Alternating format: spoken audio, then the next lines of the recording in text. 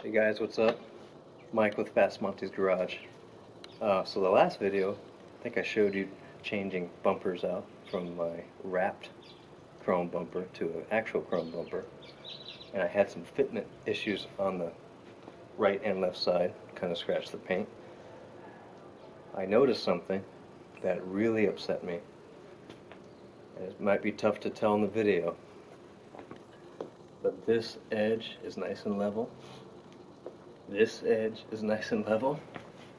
This edge goes down. And I noticed the tail end of the bumper actually pulls in. Well, I talked to the manufacturer. They have a problem with their die. This is how it comes out of their die. So disappointed. So the manufacturer of this bumper is AMD. They're a very reputable company. Now I'm disappointed in the bumper, but what I am impressed with is their customer service. They actually are going to refund my money, send a call tag. I'll have to just box it up and send it back. I appreciate their honesty, because most manufacturers would deny it. So, very impressed with their customer service. So that said, I'm going to take it off. Remember, first thing to take off is the license plate light. I'm going to loosen the bolts, and I'm going to loosen these first so I can get it to tip off of the brackets, and then I can tackle the bottom bolts. So here we go. Again, if you guys have any questions or comments, let me know, and subscribe. I appreciate it.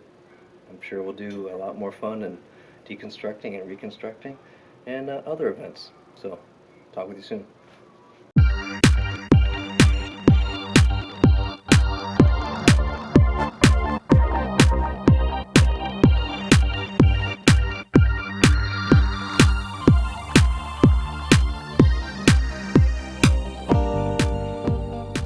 Before I forget, I'm going to open the trunk so it doesn't get in the way.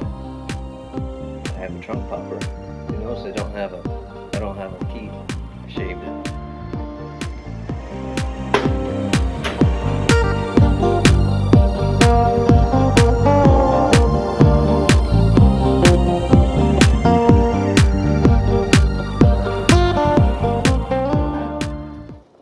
And we're off.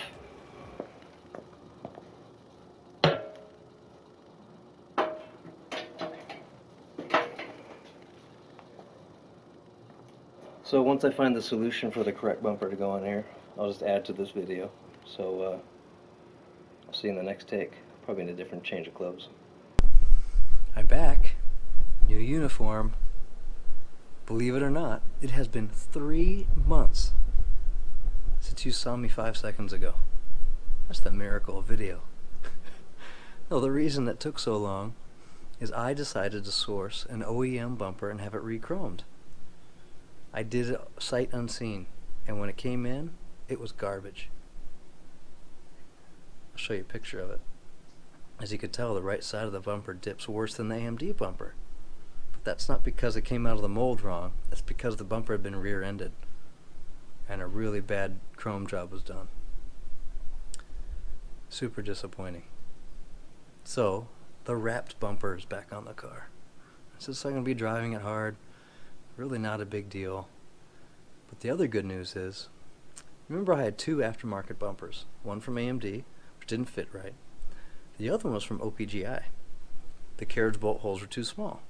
So a standard 7/16 inch diameter bolt wouldn't fit through the hole. They don't carry smaller bolts, but I found out who does. JEGS. You know, the part supplier. This is also chrome plated.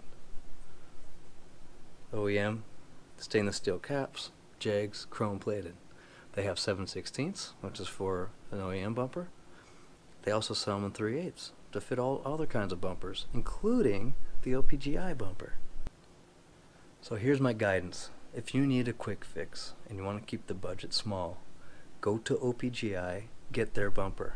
Then go to JEGS and get 3/8 inch diameter carriage bolts. And you'll be golden. Now if you're really out to get an OEM fit, do not buy a bumper sight unseen. make sure you see it before you buy it. I'm out almost $1,500 and it's sitting in a box. I don't even think I can get $500 for it. So I'm clearly not happy.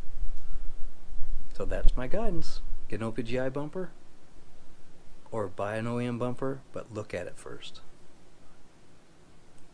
So that said, I'm done. I don't want to talk about bumpers anymore. So till next time, build them fast and drive them faster.